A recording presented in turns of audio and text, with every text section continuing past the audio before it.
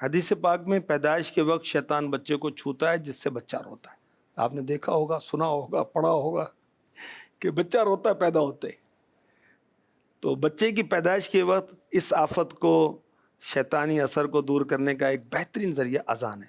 اچھا، ہمارے پیارے آقا علیہ الصلوۃ والسلام نے فرمایا جس کے گھر میں بچہ پیدا ہو وہ اس کے دائیں کان میں اذان، بائیں کان میں اقامت کہے.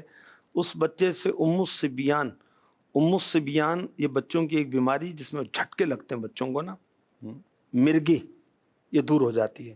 اور اعلیٰ حضرت نے لکھا کہ ام الصبیان جو ہے یہ بیماری حقیقت میں ایک شیطان ہے جو انسان کو ستاتا ہے.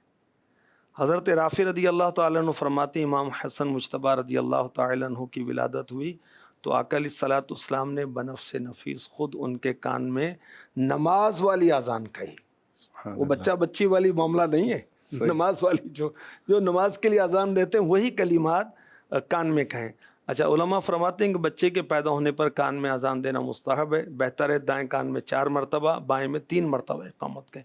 1 مرتبہ بھی کہیں تو حرج نہیں ہے، اور جتنا شہد ڈالیں گے اتنا میٹھا ہوگا. 4 دفعہ اذانیں دیں، 3 مرتبہ اقامت کہیں تو برکت ہی برکت ہے.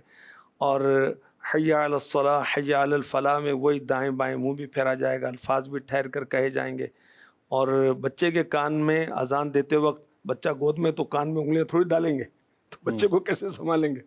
تو اس موقع پر یہ سنت نہیں ہے. تو جب بچہ یا بچی آئے تو اذان دیں، اللہ اور اس کے رسول کا نام بچے کے کان میں جائے گا. اس کی اسلام سے جو نسبت ہے وہ اس کو ایک مضبوطی اور تحفظ ملے گا. شیطان کے اثر سے بچے گا بچہ، اور مرگی کے اثر سے بچہ یا بچی بچے گا، اور بیماریاں آفتیں بھی انشاءاللہ الکریم ٹلیں گی.